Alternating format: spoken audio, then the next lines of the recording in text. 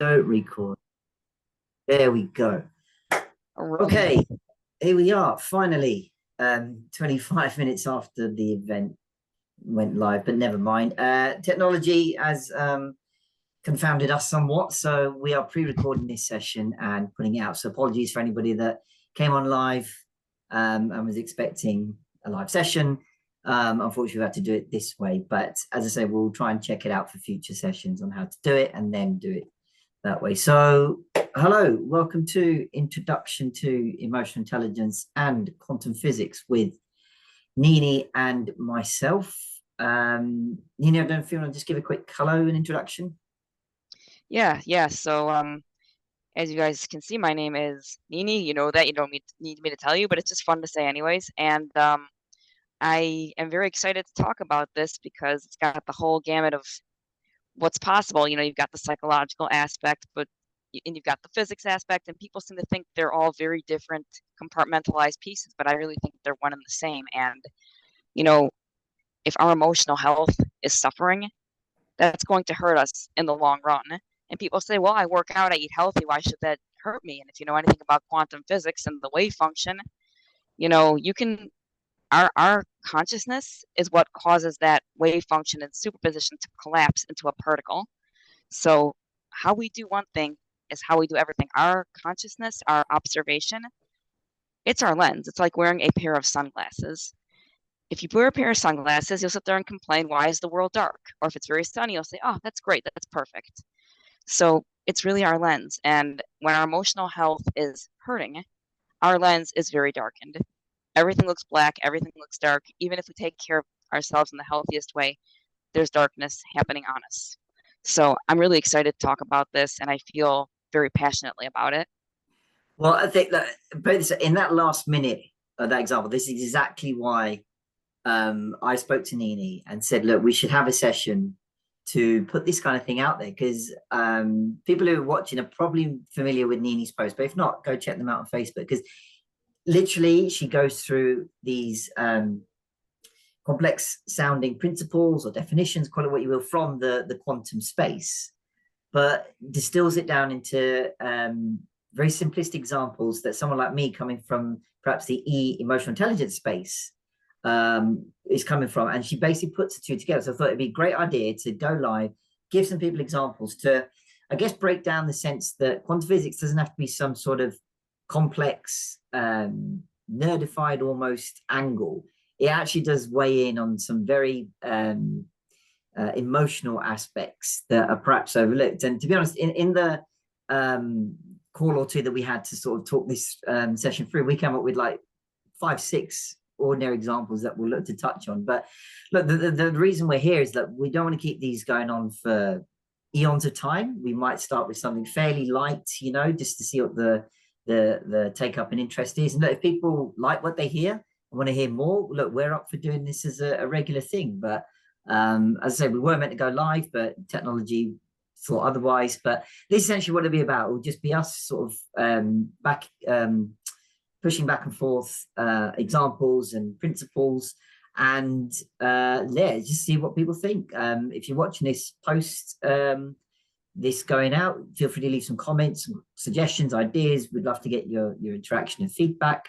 So really, the first example that came up in my head is we talked about in our ad that we put out promoting this is there's a quote from the Lion King that we literally, it just came up mid-conversation, where it was the quote by Scar where he goes, I'm surrounded by idiots.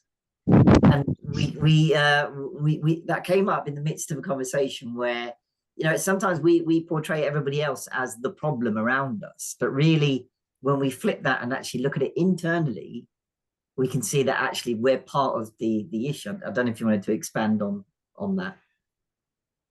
Yeah, it's to use that quote, I am surrounded by idiots. And everyone knows that famous quote. And we all feel that way. It's like, oh God, what did I do to get stuck here? Like seriously. And basically what's happening is that there is a resistance occurring, and we are resisting the part in ourselves, more psychologically speaking. When we resist the part of ourselves that we don't recognize as ourselves, we end up polarizing. So we polarize it, which splits it up. It separates it into good and bad.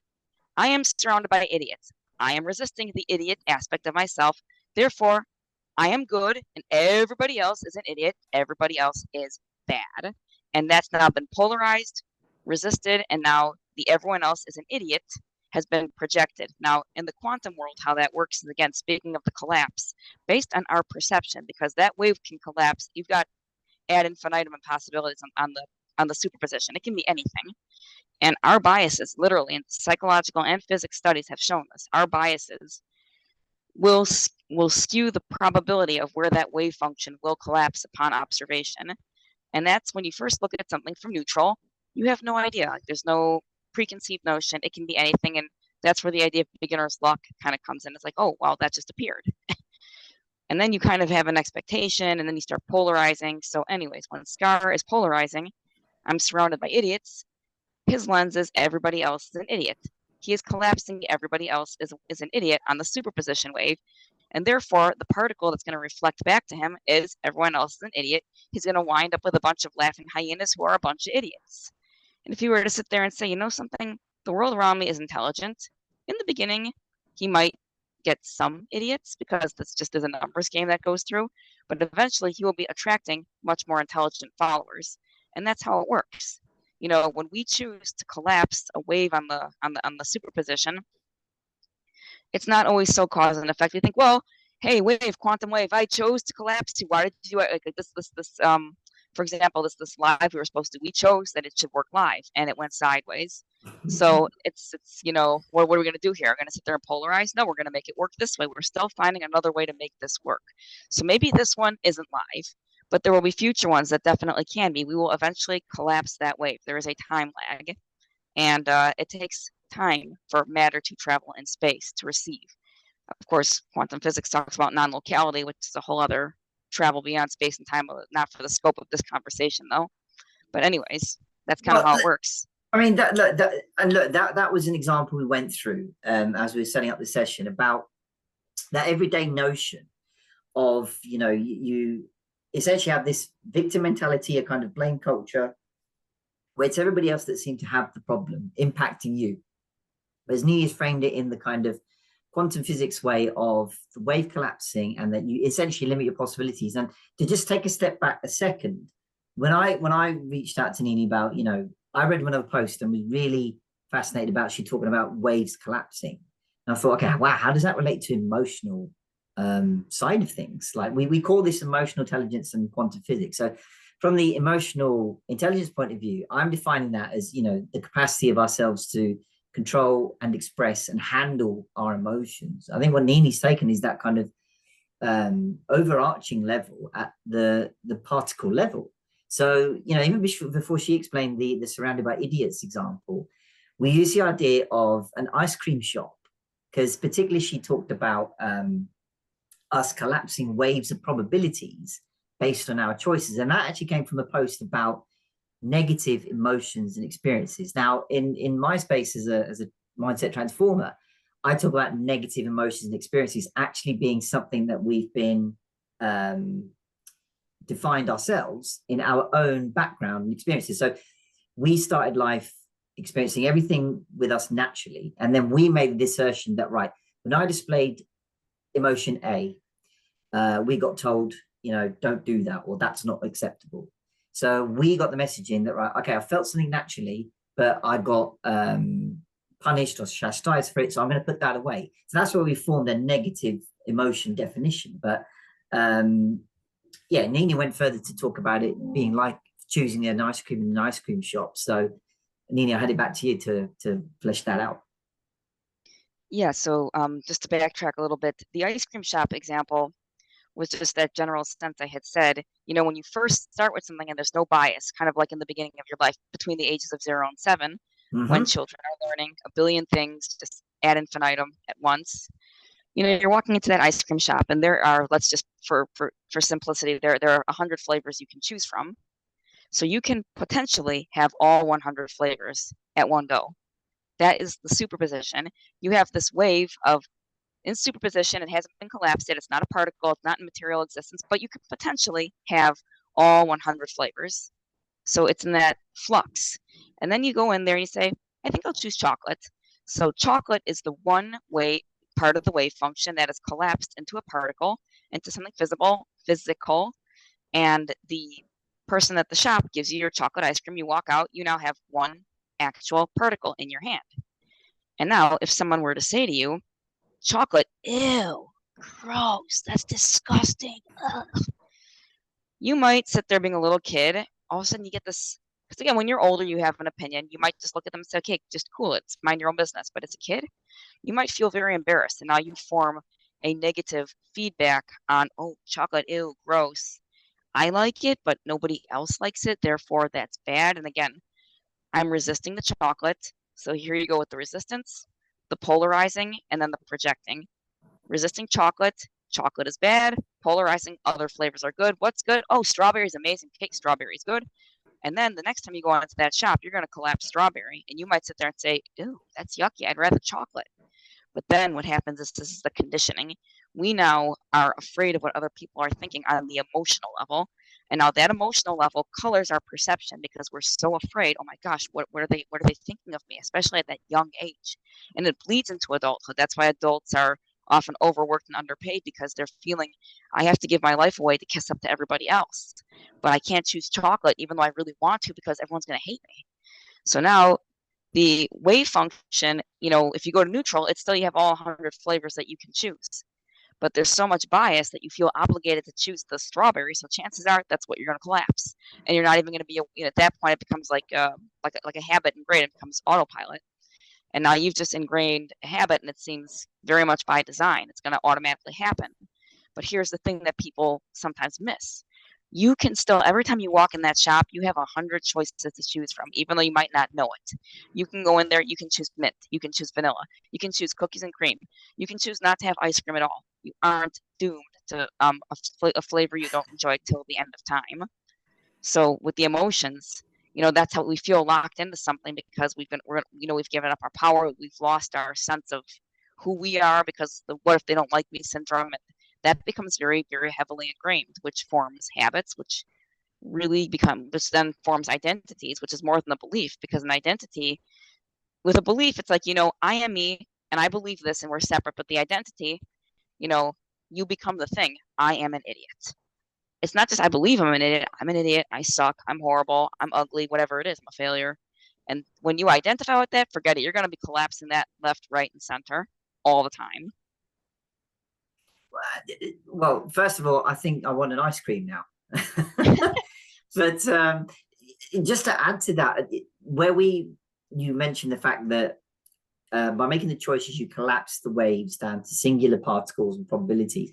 That actually reflects in the emotional intelligence world, is creating bias around our choices. So you mentioned that when you pick a flavor for the first time, and then you get that feedback that, that's not a popular choice or a nice choice, then going forward, you're like, right, I'll never pick that flavor again because of the feedback you got previously. And we're using obviously an ice cream shop here as an analogy, but we can think back to when we make choices about anything in our lives, or even any behaviors that we choose to go through, or even emotions we feel. So when we get that feedback live from people that that's not the correct or acceptable emotion, then we choose to part them way. And that could be both perceptively negative emotions like being loud or selfish or jealous, which are perfectly natural, but as well as good things like speaking up for yourself or being, confident. Sometimes you're told, no, cool it down, calm down, or, stay quiet. So what do we learn? I shouldn't be like that. We essentially stem those away. And that bias can be a difficult thing to overcome, because there's parts of our brain that actually thrive on that. There are ways that we can work on our bias and what have you, but to hear it put in this sort of wave and collapsing of the wave in particular was quite fascinating, because it's to say that you literally, as you said, you have all these possibilities. So to carry on our analogy, you have all these possibilities of all the flavors you could go into the shop and pick at any one time, but you localize it down to the one choice you're either familiar with or comfortable with, or someone else told you to get. So similarly in our lives, if we just extend that to the notion of goals at the moment, How many goals in our lives are we running after because somebody else told us to get that, or it looks like everybody else is going after it, so you feel you should as well.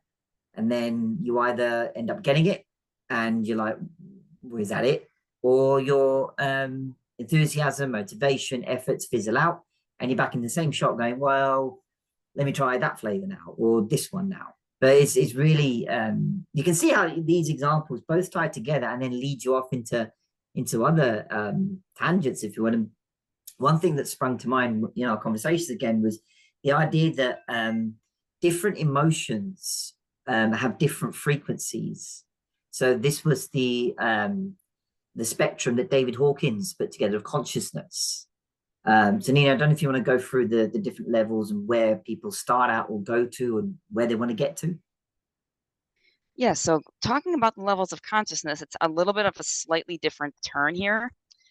David Hawkins, in his model of the cone of consciousness, goes through 3 phases. There is the inactivity phase, which is levels between 0 to 100. Now, a lot of people think these frequencies are measured in hertz. They're not. There are internet sources that say it, but it's actually not in hertz. There's another measurement, which he just says 0 through 100. I'm not sure what his measurement is, but it's not the hertz that you typically think of. So 0 through 100, and you've got, guilt and shame at the bottom. Then you've got apathy at 50, and you've got grief at 75. And then you go, and then those are the inactive stages where people like they're in despair, they're in severe depression, they can be suicidal.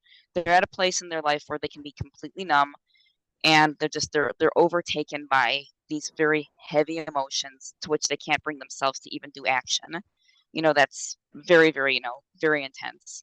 Then you have lower mind, which is 100 to 200. 100 is the frequency of fear. 125 is lust. 150 is anger, and 175 is pride, like self-righteous pride. And then there's one they don't often talk about. You might not see it, but that's 160. That's the know-it-all frequency. That's very cynical, and they sound like they know everything, and they tell you what to do, and they won't reason. But that's a very popular frequency because the 150 of anger is unacceptable in society. People start, I say 150ing around, you're going to lose your job, you're going to get kicked out of school, whatever it is. And, the 175 is the shoulds. Well, you should. That's self-righteous totalitarianism dogma. You should do this. You should do that. You should do this. Should. Okay, shut up already. But that 160 is more of the cynical. You know what? You should do what I say because I know better. You're a little bit of that anger frequency, but you're not quite as self-righteous. And a lot of people are in this rut because you've got enough to take action.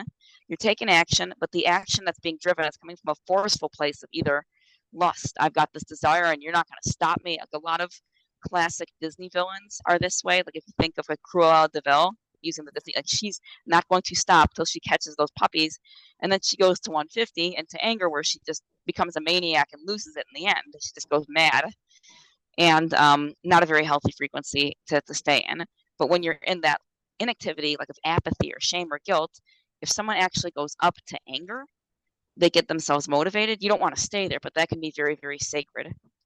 That can be very sacred as far as the healing, because you get up into that anger. And then if that anger transmutes into passion, I call sacred anger, and then courage, then you get into the higher mind, which is above 200, where you have courage, and then you have 250, which is neutrality, the ability to, when someone says something to you, you no longer polarize and project. You take it at neutral, so that's your opinion. I'm not going to make meaning off of the projections you imbue on me. Then you get into the 300, which is, acceptance and altruism, where you start taking action to really better yourself and take steps of service. Getting into the 400 levels is reason, logic, like Albert Einstein, geniuses. And here's where the 160 is tricky. 160s can sound a lot like 400 because they come off as very rational. Everything is fact. But where they differ is a 400 level person is very loving. They're open to argument's sake. They're very open to like masterminding, like intellectual debates, think tanks, those types of things. Whereas a 160, it's my way or the highway. If you don't listen, well, you must be stupid. It's that, and they make you feel that way. They really project it onto you. When you start getting above 500, you get into the unconditional love, and this is actually, it's very interesting. It's how I found out where my frequency was some of the main attributes of the 500 and above is you have the ability to do prolonged physical activity for many hours, unexplainable, which is, people always ask me, how do you do 6.5 hours of exercise a day? And I'm like, I don't even know. And Iron another thing Woman. they the other thing they have is the ability to heal people in their frequency. And ever since I was a child, people would talk to me because I would make their pain go away. We just talk, and I would watch their pain melt away. I had one woman come to me, and I worked on her, and the doctor said she was paralyzed. To this day, she's 80 years old now. She can still move at the same capacity from when I did healing work with her. So that's where I figured There out you where go. I was at. It's crazy. And when you get above 600, you get to the level more of like a sage, where you're not so much focused on the physical. I mean, you're still a physical body, you take care of yourself, but you're more focused on connection to source, and you go there a little more. And then when you get, most models will stop at about 700, but it does go to 1,000, where you start dealing with, 700 is abundance, bliss, joy, ecstasy. And when you get above 800, you start dealing with the void, which is I've sacrificed, I don't like the word sacrifice, but I've given everything for me up to source, God, divine, whatever you call it. And then when you get to 1,000, you realize, something, I don't have to throw my life away. I'm going to take it all back and bring it into the universe, so I can literally quantum collapse and activate the potential of infinity here as much as I can. And it's very, very powerful stuff. So it's a Well, cool model. I guess going through all that, it just shows you that, for a start, all these states and emotions are natural. So no matter how much we might stem away from them or try to ignore them or repress them, they are natural to feel, as we would have all felt them for the first time. And at the moment, while we try and repress these away and kind of ignore their existence, because many of people in our space have this idea of reframing to a almost extreme extent. So almost denying what you feel. So giving you the message that's unacceptable to feel this state or emotion, and flip it to something more higher up the consciousness scale. But in essence, all of the states are accessible, and we can work our way up and down the scale, and whichever access of frequencies that we might have. But I guess it gives us the idea that while they're all accessible, we don't have to repress any of them. Because at the moment, that's why we might be stuck, where we have these natural emotions in our space through whatever trigger we might have. Now, we might get stuck going, right, I shouldn't feel this. And other people might give you that message. As you said before, anger might get you fired, or, expelled from school or whatever. We also then fuel that self-hate cycle by saying, okay, I shouldn't get annoyed, but now I'm annoyed at being annoyed. Now I'm annoyed at being annoyed at being annoyed. So you just fuel the self-hate cycle, and then you just collapse yourself, going, okay, I'm exhausted, I'm tired, I'm frustrated, I can't see a way out, and you just feel stuck in these cycles. Now, again, going off on a little tangent here, where we want to get to is a sense of, I can work at this, but perhaps not in the way that I'm used to. So sometimes what people don't see is that these situations might be actually you meeting your needs and being at a different conscious level than one you might look to be getting to. Because some people might say, I just don't want any stress in my life or no worries. But unfortunately, I don't feel that you can escape that, if you will. You're always going to have something. But what we can control is what we can do with it. Rather than repress them away, we can accept them and then look to see where we are on this scale of consciousness and where we can head from there. Yeah, absolutely. And I love what you're saying. Every frequency is appropriate. It's precious. Even in the inactive stages of guilt, shame, grief, and apathy, I'll be very transparent here, full transparency. I go to apathy. I do struggle with that. My struggle has always been apathy, and then the 150 of anger. And when a trigger comes up, I say, you know what? When I'm not feeling all frustrated, like when I get over it, I say, this is good, because this lets me know I have these frequencies to work through, even in my own. And by repressing or suppressing them, people repress them usually due to severe trauma or abuse, where you're not, it's like amnesia. You don't even know you have it. Suppression, you have a little more conscious control, and we don't have to do that, because we learn from these frequencies. I often say that the darker side of consciousness really teaches us who we are, and when we can have full self-acceptance, which does not mean I get a free pass to be a jerk. Absolutely not. Exactly. Yeah, it's absolutely about the balance. Yes. Yeah, but we use this to understand, okay, this is my trigger. I see. when this happens, I seem to go to, that 150 of anger. I have an anger response. So my self-responsibility is not to suppress the anger, but to say, okay, anger, what are you here to teach me? What do I get to shift through? How do I take you and learn from you and accept you and accept myself through you, and then choose something else instead? That's kind of how I see it. It's because then, I say, like, I work with a lot of teachers, and they say, how do I regulate my classroom? They get so dysregulated and I can't control them. I said, that's the problem. You're trying to control them. As the authority figure, you need to demonstrate that you are staying regulated, because what's happening is their frequency is contagious. You want to be dysregulated with them. But when they see that the adult figure can be regulated even when they're getting dysregulated, and you keep counting to 10 and taking deep breaths and you're not feeding into it, they will regulate. They will feed off of your energy when you hold your power. And that's, if you're afraid of your dark energy, you'll dysregulate and give your power away in a second. So that's why it's so important to really take that self-responsibility. Perfectly put. I mean, the sentiments you're echoing there are just, whether you're coming from an emotional intelligence perspective or a quantum physics perspective, they both come down to the same principles. Things like taking your own responsibility, your self-awareness, and that's how you can increase things like your self-worth and open yourself up to possibilities.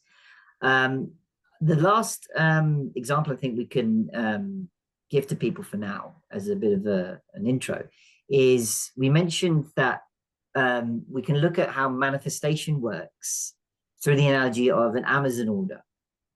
The idea that you place an order, and with things like, Amazon or eBay or whomever you're thinking of, you don't fret over it. You get an estimated delivery time. You don't chase it all day. You trust it will come eventually. And when the package does come, you're there. But yeah, we don't do this with our own efforts. And again, because it's your wonderfully worded example, I wonder if you want to expand on that. Yeah, no, you said it very well, and it's very true. So here's the thing. I like to kind of act things out a little bit. So wherever you're ordering from, Amazon, eBay, half price, whatever it is, you make your order. And here's the thing. Like, I know through Amazon, you have an option to cancel your order. Like, you can make the order, but before it's been shipped, you can cancel it. So let's pretend you want to order a book. So you pick this book, you're really excited. You're like, wow, I really want this book. So that desire for the book, people sit there and say it's a lustful thing. It's not. That's not 125 of lust. That's I desire a book. So you say, okay, I'm going to buy it. And you buy the book, and all of a sudden you're like, wait, no, I don't want the book. Cancel my order. So you cancel the order. And then you're like, I want this book. Click buy. Like, wait, no, cancel that. I want this. No, I want this. And you keep changing the order. And then you sit there 3 weeks later after you've changed your order several times in the last 3 weeks. You're like, why did my book come? And it's like the man inside the Amazon place, the customer service dude is like, because you keep changing your order. So in the universe, it's like, stay focused. It doesn't mean that you can't change your mind. But, so, okay, let's pretend you get through step one. You stay focused. Okay, I want this book. I want Busting Loose from the Money Games. Great book. You order it. And again, they give you a delivery time, and they tell you when it's been shipped. They give you the updates, and that in manifestation is the time lag that we have, because there is such a thing as instant manifestation. But the issue is let's say we're in a bad mood and we want to manifest something very, very, not good for us, and there'd be no time lag. It would just like a bolt of lightning. Every time you would act, you get struck by lightning. It would not be a good system. So this time lag is like a merciful, loving approach that, if you want to change your order, there's a grace period. So let's say, no, you have integrity with your order. You make it, it's coming. And all of a sudden you're sitting there at the computer. Is it there yet? Is it there yet? Come on, where's my order? Where's my order? Where's my order? Come on. And like you're calling customer service, and they're just like, okay, stop nagging me. It's like they can't do it, but as if they could, they want to passive aggressively say, listen, you ask me one more time, I'm going to shred your book in the shredder and just refund you. Leave me alone. If you make it really bad, I'm going to keep your money too and not refund you. And that's the universe. It's like, okay, when we keep chasing, desperation, that which we chase will run away. And that's the thing. But when we allow us to say, okay, no, the order will come, and they'll give us a notification. And now it's like when it's delivered, they say order has been delivered. How do we do? Thumbs up, thumbs down, whatever. And then we pick it up, and that's how it works. And then we give gratitude. Because here's the thing. If we don't give gratitude for what we've received, you get the book and it's like, you're gonna keep manifesting things and never appreciate that which you manifested, and it'll be like food with no taste. Like, you're not gonna, so that love and gratitude, the yin and the yang of manifestation and what the universe is all about. And I think that's a key point you just made at the end there about whatever small wins or piece of gratitude we pick up along the way, we can take a moment to realize, though, sometimes we're so focused on the development points of something, or the end goal not being met, as you said, the final delivery not being met. But when you say do things like, in this instance, make the order, choose what you're ordering, that in itself is a decision, because you've gone from wondering should you order, when you're going to order, to actually making the order. That's something you can give yourself credit for. And in life, like, when we talk about, grand goals or manifestations, etc., we're never fully appreciative until we get the whole thing. But along the way, we have those parts of us that develop, or we build up new skills along the way, or new experiences, for which we can take a second and go, okay, I have learned something, or I've improved myself in those regards. And that's not to say that you just rest on your laurels with that, but it's very tempting to go, right, this is not worth my time, or as you said, I'm going to change my book order because the thing I'm asking for I'm not getting. We can, I think, fall quickly into the trap of like, okay, if it's that easy just to manifest and just repeat affirmations, then it'd be a bit like Aladdin, to quote another Disney film. You just rub a lamp and you get your genie and all your wishes come true. It's like, well, whilst we can believe in that, we can have the belief that as we work hard, our efforts will be rewarded, etc. But at the moment, if we hold things too firmly, then that's when we link our self-worth to these things. As like I said before, when you go after goals with that notion of, right, I better get it because everybody else is getting it, or I've been told I should. If you don't feel yourself getting it, then you come to a point where in your life you're like, shit, what I've actually achieved or done here. And that's when we have things like low self-esteem, because we've worked hard in life. We've tried to do good or do what everybody else told us to. And indeed, we might be successful. My own coach himself, just to very quickly give a story, is that he came from a corporate background like me, had a nice car, posh house, was married, but felt empty, felt depressed, suicidal at times, going, I've achieved everything I have in life, yet I'm not feeling happy. And he just couldn't reconcile that, because he's like, well, I did everything I was meant to. So, this can strike us from anywhere, but when we can take that moment to just be kind to ourselves and give ourselves credit for where we are, it would, I think, serve us better. And as you said, help us access those frequencies that we have. I'm conscious that we've only got 5 minutes left in the Zoom, and we didn't want to make this intro session too long. But I don't know if you had a quick final thought, Nini, before we close up. No, just, my final thought is to thank you, just want to make sure I'm saying your name right. Vishad, is that how you pronounce it? Vishad. Vishad. Okay, I want to make sure I say people's names correctly, because I want the audience to give some gratitude to Vishad, and I'm very grateful to have met him online, and we share some other cool, fun hobbies like music also together, and it's been a pleasure to share, to correspond, and I'm excited to work forward. So let's everyone just please give him a pat on the back, a high five, a fist bump, whatever that is to you, and I'm very grateful and that he came out and did this at 1:30 a.m., London time. So thank you so much. I appreciate you, and I look forward to our continued correspondence. No, thank you very much for the kind words. It's very nice of you to say so. And look, being awake at this time is only going to be beneficial for me, because I get to access people live like yourself who've got so much to offer. And as I said, this would only happen because of the interest that we had and the value that you can add. And as I said, when people watching this, do feel free to comment, question, anything you want to see us do on these things going forward. And look, we'll work out the technology. As we were going live, I was thinking actually what the issue might be, etc. But keep an eye out.